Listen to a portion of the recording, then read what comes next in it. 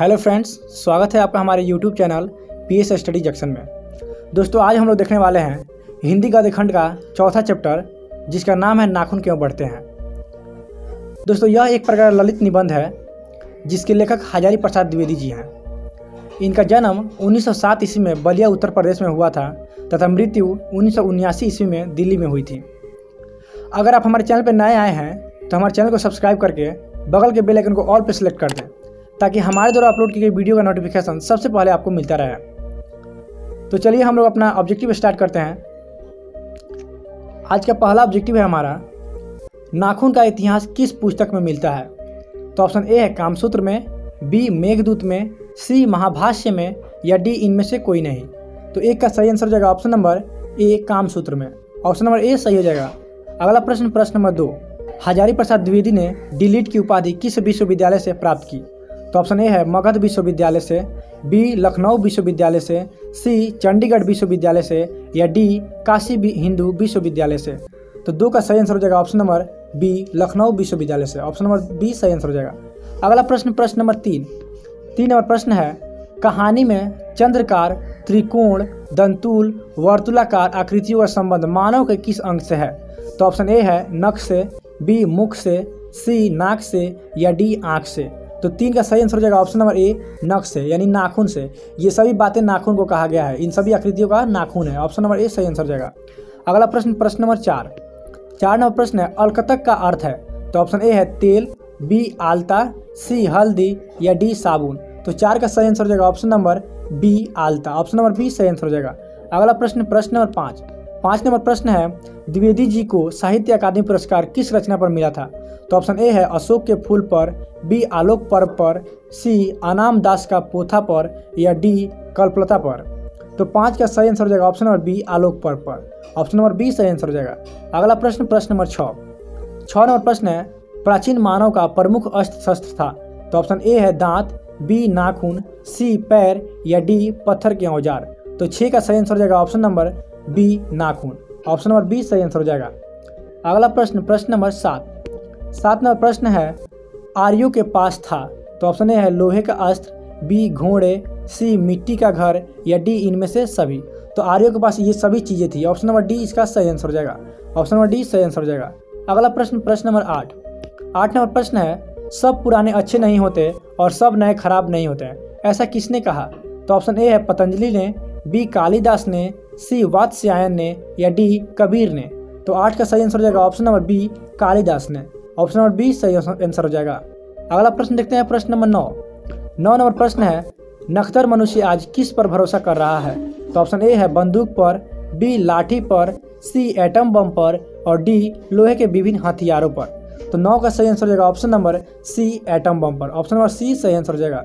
अगला प्रश्न देखते हैं, प्रश्न नंबर 10 नंबर प्रश्न है, मनुष्य की मनुष्यता यही है कि वह सबके दुख सुख को सहानुभूति के साथ देखता है, यह तथ्य किसका है। तो ऑप्शन ए है महावीर स्वामी का, बी गौतम बुद्ध का, सी कालिदास का, और डी वात्स्यायन का।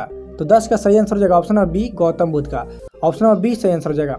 दोस्तों, अगर आप इन सभी वीडियो की PDF चाहते हैं, हमारे चैनल टेलीग्राम चैनल से जुड़ जाइए, वहाँ पे सभी PDF आपको उपलब्ध करा दिए जाएंगे। अगला प्रश्न देखते हैं, प्रश्न नंबर 11 नंबर प्रश्न है, पृथ्वी रासो किसकी रचना है। तो ऑप्शन ए है मैक्स मुलर की, बी हजारी प्रसाद द्विवेदी की, सी सुमित्रानंद पंत की, या डी नलिन मुरलीधरन शर्मा की। तो 11 का सही आंसर हो जाएगा option number B Hazari Prasad Dwivedi की। बी सही आंसर हो जाएगा। अगला प्रश्न देखते हैं, प्रश्न नंबर 12 नंबर प्रश्न है, आचार्य हजारी प्रसाद द्विवेदी ने साहित्य की किस विद्या में लेखन नहीं की है। तो ऑप्शन ए है आलोचना, बी उपन्यास, सी कहानी, और डी निबंध। तो 12 का सही आंसर हो जाएगा ऑप्शन नंबर सी कहानी। हजारी प्रसाद द्विवेदी ने एक भी कहानी नहीं लिखी है। ऑप्शन नंबर सी सही आंसर हो जाएगा। अगला प्रश्न, प्रश्न नंबर 13 नंबर प्रश्न है, कौन सी रचना हजारी प्रसाद द्विवेदी जी की नहीं है। तो ऑप्शन ए है अशोक के फूल, बी माटी की मूर्तें, सी वाणभट्ट की आत्मकथा, डी हिंदी साहित्य का आदिकाल। तो 13 का सही आंसर हो जाएगा ऑप्शन नंबर बी माटी की मूर्तें। ऑप्शन नंबर बी सही आंसर हो जाएगा। अगला प्रश्न देखते हैं, प्रश्न नंबर 14 नंबर प्रश्न है, द्विवेदी ने निर्लज अपराधी किसे कहा है। तो ऑप्शन ए नाखून को, बी चोर को, सी डाकू को, और डी बदमाश को। तो 14 का सही आंसर हो जाएगा ऑप्शन नंबर ए नाखून को। नाखून को निर्लज अपराधी कहा गया है। ऑप्शन नंबर ए सही आंसर हो जाएगा। अगला प्रश्न देखते हैं, प्रश्न नंबर 15, कामसूत्र किसकी रचना है? ऑप्शन ए है हजारी प्रसाद द्विवेदी की, बी पतंजलि की, सी वात्स्यायन की या डी रामानुजाचार्य की। तो 15 का सही आंसर हो जाएगा ऑप्शन नंबर सी वात्स्यायन की। ऑप्शन नंबर सी सही आंसर हो जाएगा। अगला प्रश्न देखते हैं, प्रश्न नंबर 16। 16 नंबर प्रश्न है, सिक्तक का अर्थ होता है? तो ऑप्शन ए है साबुन, बी महावर, सी दर्पण या डी मोम। तो 16 का सही आंसर हो जाएगा ऑप्शन नंबर डी मोम। सिक्तक का अर्थ होता है मोम। ऑप्शन नंबर डी सही आंसर हो जाएगा। अगला प्रश्न देखते हैं, प्रश्न नंबर 17। महाभारत क्या है? तो ऑप्शन ए है उपन्यास, बी कहानी, सी शास्त्र और डी पुराण। तो दोस्तों महाभारत तो सभी को जानता है क्या है, तो इसका आंसर आप लोग हमें कमेंट बॉक्स में दीजिएगा। अगला प्रश्न देखते हैं, प्रश्न नंबर 18। सहजात वृत्तियाँ किसे कहते हैं? तो ऑप्शन ए है अस्त्रों के संचयन को, बी अनजान स्मृतियों को, सी स्व के बंधन को और डी उपयुक्त सभी को। तो 18 का सही आंसर हो जाएगा ऑप्शन नंबर बी अनजान स्मृतियों को। ऑप्शन नंबर बी सही आंसर हो जाएगा। अगला प्रश्न देखते हैं, प्रश्न नंबर 19। कौन मनुष्य का आदर्श नहीं बन सकती? तो ऑप्शन ए है शेर, बी बंदरिया, सी हाथी या डी बकरी। तो 19 का सही आंसर हो जाएगा ऑप्शन नंबर बी बंदरिया। ऑप्शन नंबर बी सही आंसर हो जाएगा। अगला प्रश्न देखते हैं, प्रश्न नंबर 20। पुराने का मोह सब समय वांछनीय ही नहीं होता किस लेखक की पंक्ति है? तो ऑप्शन ए है मैक्स मुलर की, बी रामविलास शर्मा की, सी हजारी प्रसाद द्विवेदी जी की या डी अशोक वाजपेयी की। तो 20 का सही आंसर हो जाएगा ऑप्शन नंबर सी हजारी प्रसाद द्विवेदी जी की। ऑप्शन नंबर सी सही आंसर हो जाएगा। अगला प्रश्न है, प्रश्न नंबर 21। नाखून क्यों बढ़ते हैं किस प्रकार का निबंध है?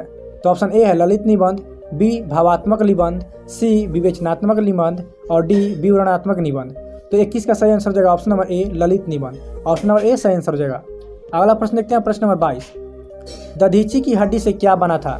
तो ऑप्शन ए है तलवार, बी त्रिशूल, सी इंद्र का वज्र, डी कुछ भी नहीं। तो 22 का सही आंसर हो जाएगा ऑप्शन नंबर सी इंद्र का वज्र। इंद्र का वज्र दधीची जी के हड्डी से बना था। ऑप्शन नंबर सी सही आंसर हो जाएगा। अगला प्रश्न देखते हैं, प्रश्न नंबर 23। महावीर प्रसाद द्विवेदी जी का जन्म कब हुआ था?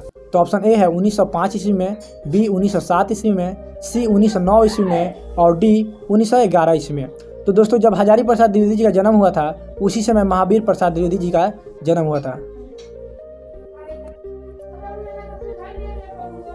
23 का सही आंसर हो जाएगा ऑप्शन नंबर बी 1907 ईस्वी। ऑप्शन नंबर बी सही आंसर हो जाएगा। अगला प्रश्न देखते हैं, प्रश्न नंबर 24। 24 नंबर प्रश्न है, हजारी प्रसाद द्विवेदी जी का जन्म कहाँ हुआ? तो ऑप्शन ए है समस्तीपुर बिहार, बी छपरा बिहार, सी बलिया उत्तर प्रदेश या डी इलाहाबाद उत्तर प्रदेश।